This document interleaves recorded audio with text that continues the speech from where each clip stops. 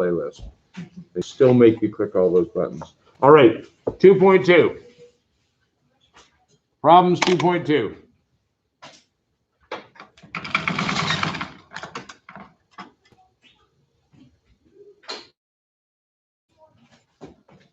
All right.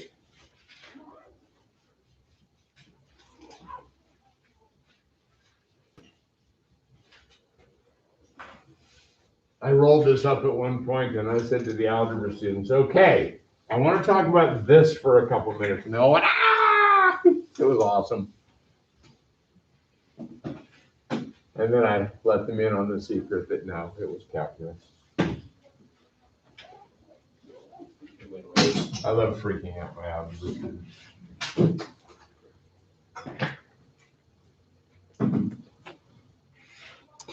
.3 continuity.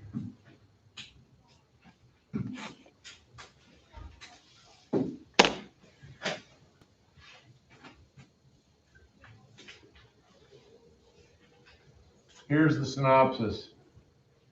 Thing one, a function is continuous if and only if the limit exists as x approaches some value, c. Remember, that means it has to be equal from the left and the right. And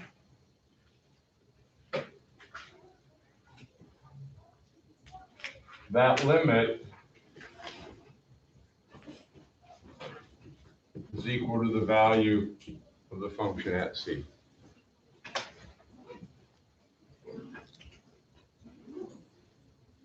Guys, once again, definition, and if I haven't said this enough times before, math is based on showing that definitions apply. If somebody says, is a function continuous, we can no longer say, well, yeah, look, it just goes. Or, yeah, look, I put my pencil on it and I can go all the way to the other end. We have to look at that limit and we have to say, okay, does the limit exist everywhere on the function? And does the limit equal the value at the function for all c in the interval? So we're talking about some interval AB. So actually this would be continuous on the interval AB. All right. I really can't stress this enough. You cannot rationalize a proof in math. You have to go back to the definitions and show that the definition is true. So what does this look like on a graph?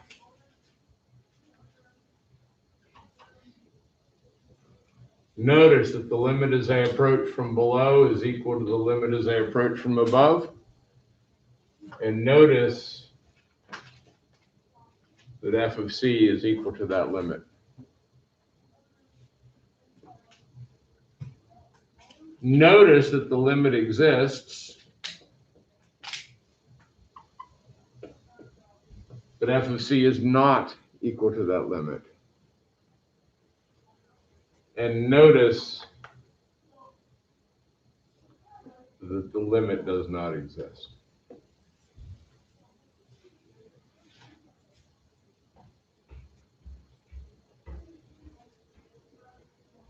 The first one is continuous, the second two are not. And it's really easy to say, well, duh. Continuous means just keeps going. Look, there's a hole in that one. It's not continuous. Oh, look, continuous means it keeps going. That one jumps. It's not continuous. It's not enough. You have to show that the limit exists, and you have to show that it's equal to the value of the function. And then you can say, aha, continuous. We go with that? Okay. Next, what is a continuous function? A continuous function, you're going to hate me, is a function that is continuous. I know, really? How many times have we told you you're not allowed to do that? A continuous function is a function that is continuous in all points in its domain, or at all points in its domain. And the reason we're allowed to get away with using the word continuous in the definition of a continuous function is we've just defined what it means to be continuous. And now we're just extending that to, well, what does it mean for a function to be continuous? All points in its domain. Well, what that means is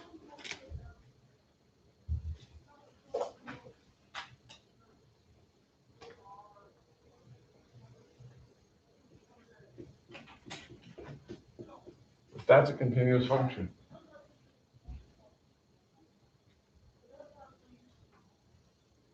Because the domain of y equals 1 over x does not include x equals 0.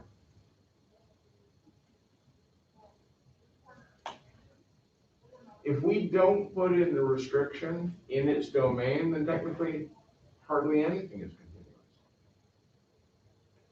Square root of x, if we said it has to be continuous everywhere,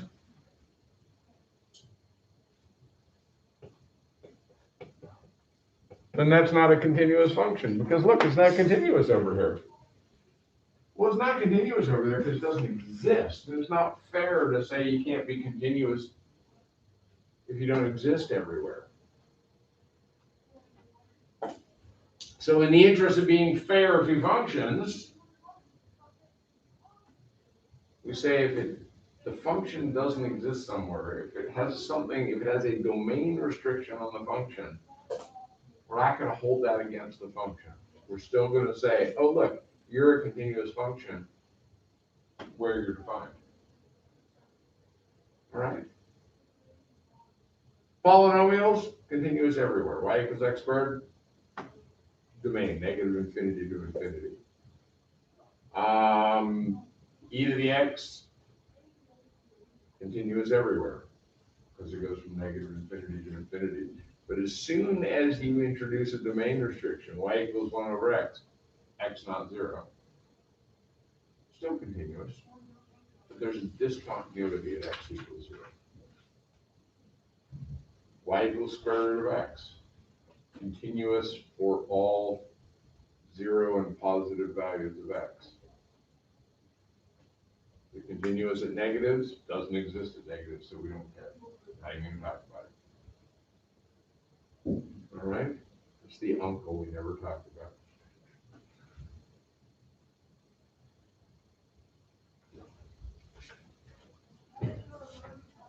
Questions? All right, guys.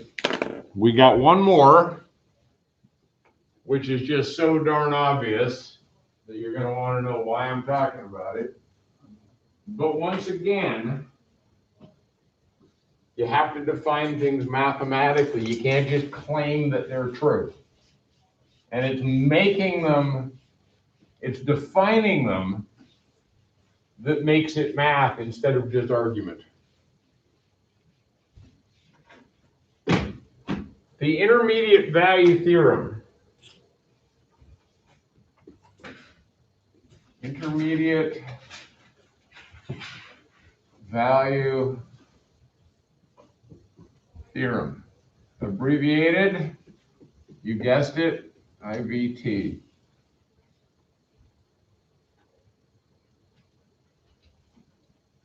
Get used to the abbreviation and what it means, because once you prove a theorem, you can use it to prove other stuff. You don't have to prove the intermediate value theorem every time. You can just say, well, look, the intermediate value theorem. And so it's nice to be able to just write IVT. Graphically, here's what the intermediate value theorem looks like. I have some function on the interval AB. All right? This function has a value f of a, and it has a value f of b. What the intermediate value theorem says is if you pick any value of the function in between a and b, so f of a less or equal to y sub naught less or equal to f of b. Pick any value in that interval.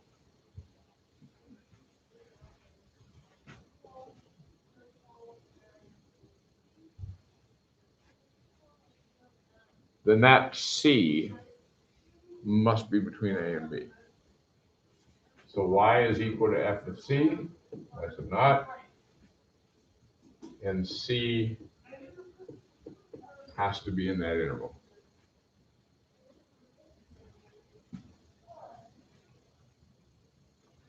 There's a couple restrictions on this theorem. One, the function has to be continuous on AB, as this has to be a closed interval. It has to include A and B. If this interval didn't include A, if I were to put a circle right there, then I could theoretically choose f of A to be equal to y sub naught, and then C would be equal to A, and then A wouldn't be in the interval, so then C wouldn't be in the interval. It only works for a closed interval.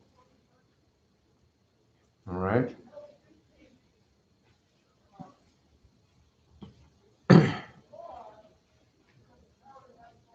Here's how you start your argument. Because the function is continuous on the closed interval, then the intermediate value theorem must apply. That's the exact wording. When you were applying this, because my function is continuous on AB, then the intermediate value theorem says, oops, dot, dot, dot. And now you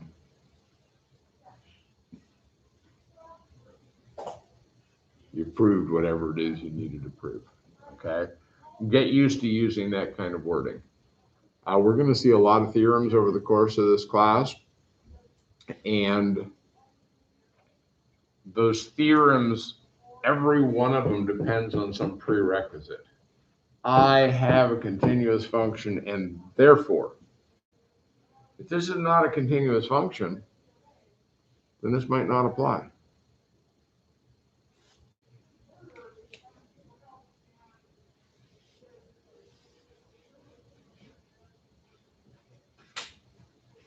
Questions?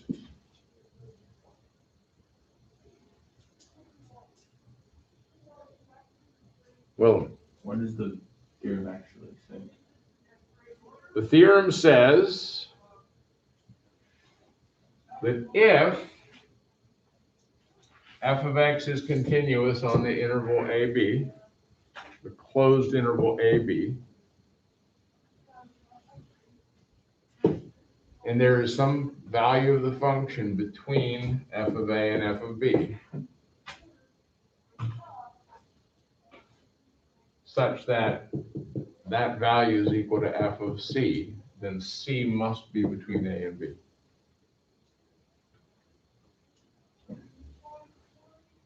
Examples in the book, examples in my videos, but that's what the function says. The official wording of the function for a continuous function, f of x, on the interval AB, closed interval AB, if there is some value of the function between f of a and f of b, such that that value is f of c, then c must fall in the closed interval. It can't fall outside the closed interval. And if you look at the diagram, it makes a whole lot of sense. Pick anywhere on that function.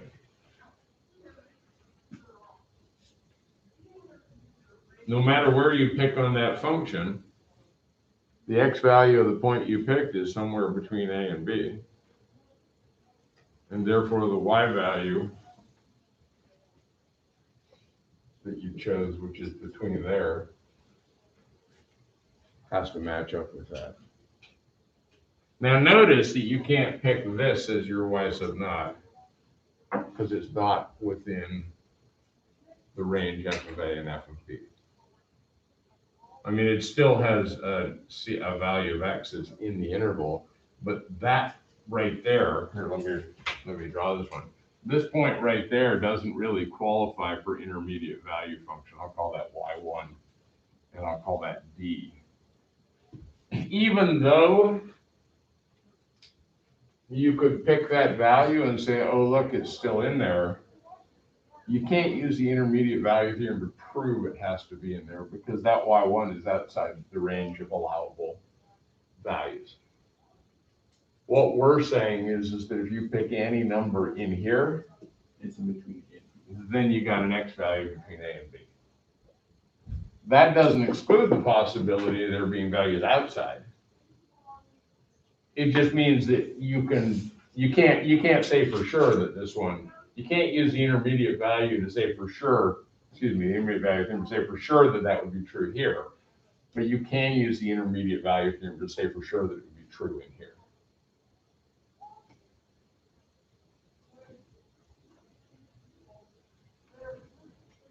Okay. Guys, those are the three big concepts from 2.3. What does it mean to be continuous? What is a continuous function? And what is the intermediate value theorem? You look at the examples, you'll usually see that the intermediate value theorem is asking you to show that something exists. Here, I'll give you an example. I start standing right here by my desk. At some point in the future,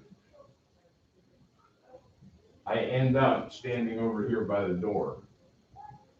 Does the intermediate value theorem tell you whether or not I walk through a spot over there?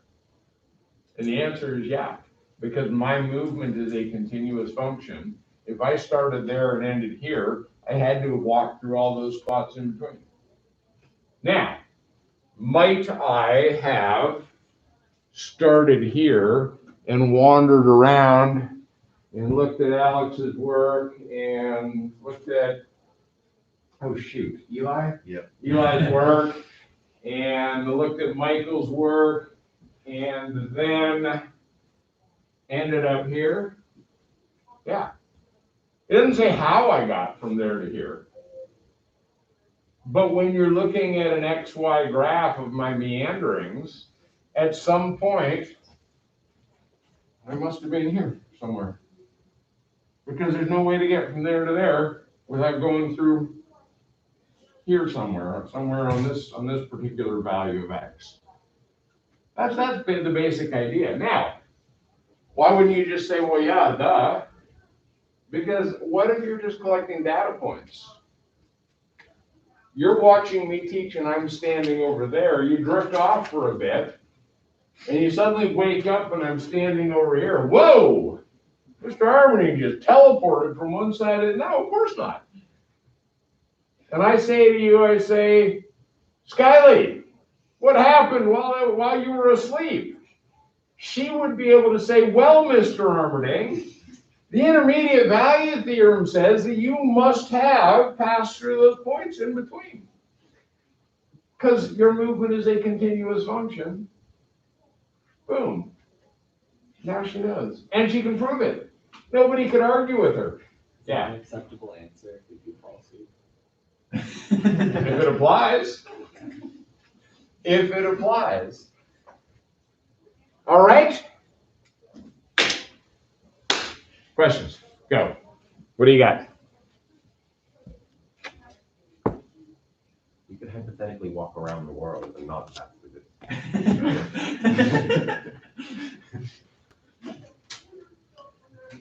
No,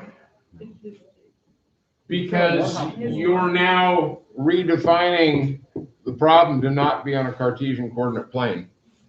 Spherical geometry, completely different.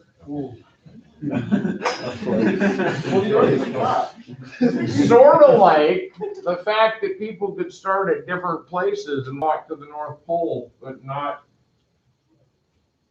meet at a 90-degree angle. Because a triangle on a sphere does not add up to 180 degrees, does it?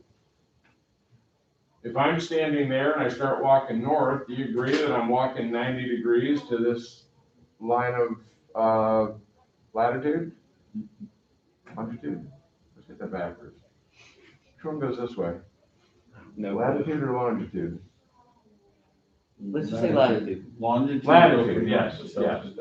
So if I start on that end of the classroom and walk to the North Pole, and you start on that end of the classroom and we'll start walking towards the North Pole, do we agree that there's 90 degrees right there and that there's 90 degrees right there? And therefore we should never meet? But if we both walk due north until we get to the North Pole, guess what? We meet. I think we died before that, bro. Triangles and spherical geometry, well, you might. I'm pretty tough. You can walk through water. The North Pole? You gotta go through water first, no? Which water? Any water until you went, you're going in a straight line. We'll get to the top of Canada. Guys, you can form a triangle on a sphere that has greater than 180 degrees because I've got two 90-degree angles and then we walk up and we meet. And as we get closer and closer and closer to the North Pole, there will be a little angle between our paths, but we will meet. Boom, more than 180 degrees. So, yes, Eli, if you walk the other direction, you did not walk through here, but that's spherical geometry, not Cartesian geometry, so it doesn't apply. Could also, while Skyley was asleep, have popped through a wormhole. Also not Cartesian coordinate geometry.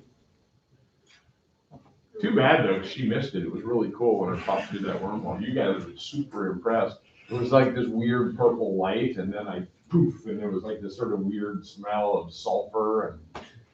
And all right, 2.3 math questions. Anything yet? Homework problems? Things you want me to go over?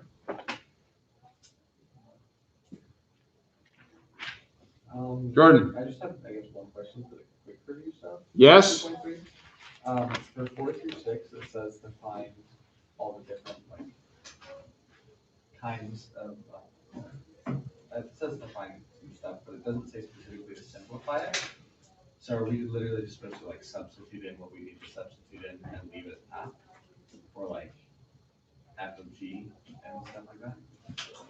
I will say that you could theoretically not simplify it on those ones. So yeah, f of g, you could theoretically take 1 over x plus 1 and just shove it in to the top and the bottom. I mean, would I like you to simplify it? I think it's probably a good idea to see. Well, here's the thing. The point of quick review is to practice all these skills. So when you write 2 times 1 over x plus 1 minus 1 over 1 over x plus 1 minus 5, is that it? Plus 5. You know, theoretically, that is a correct answer. You're done. It's also generally not considered good form to leave things in an unsimplified method. Now, the reason I'm hesitant here is because when the AP test comes, I'm going to tell you not to simplify. And here's the reason. Let's assume that this was an AP test question and it's worth 1 point. You just scored that. The only thing that can happen from now on You can mess up. is you lose your point because you mess up the simplification. The question is, can you do calculus, not can you do algebra, when you get to the AP test? Obviously, in real life, including during this class, you need to be able to do calculus and algebra. But the AP test is testing you on your calculus knowledge, not your algebra knowledge. So they say, if this is a calculus question, you have demonstrated that you understand the concept. And from now on, you're just making a mistake that causes you to lose a point. Now, here's why I would actually prefer that you simplify this. Because that is horrible. We never do that. We don't leave equations that have fractions inside fractions because they're just hard to deal with. So it's useful to thing one, write them more simply, and thing two, get used to all the different strategies for writing more simply. So for example, on this one, what would you do to write it more simply? Combine like terms. Okay, first thing, combine like terms and get rid of all these parentheses. Plus 2 minus 1 is plus 1, and 1 over x plus 6. Now what?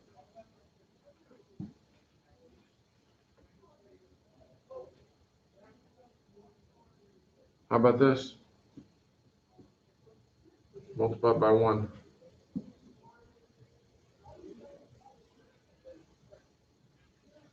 X times 2 over x is 2.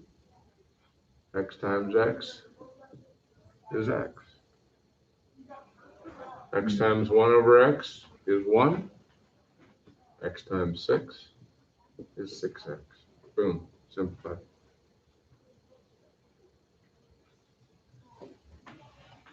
If you never tried to simplify, you might never realize there was a trick there.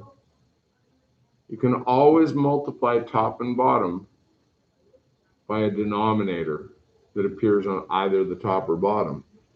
Boom, you've gotten rid of a fraction in a fraction because you're just multiplying by 1. All right? So I would recommend, for the purposes of learning calculus, that you practice your algebra by always simplifying as much as possible. Be aware that there are going to be times when it just doesn't matter. And, there's also an argument that there will be times when there's no reason you couldn't plug that into Mathematica and say, now calculate stuff for me. The other problem with this is that you don't notice patterns when things aren't simplified. For example, when I look at this, I immediately might recognize that that's some kind of hyperbola. We did that in algebra too. Linear divided by a linear gave you a hyperbola. Do I recognize that as a hyperbola? No. It's super complicated and I have no idea what it looks like. But as soon as I get this, I know that I don't know exactly where they are, but it's going to be some thing that, looks like that. Or maybe like this, or, whatever.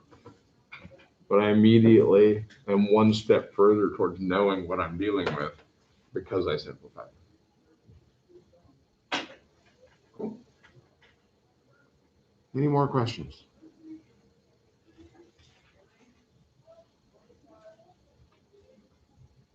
All right. We got 26 minutes left.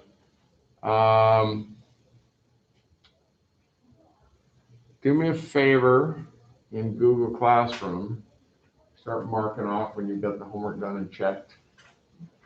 I won't ask you in class. It's probably just easier for you to, once you've checked your answers, just mark it done.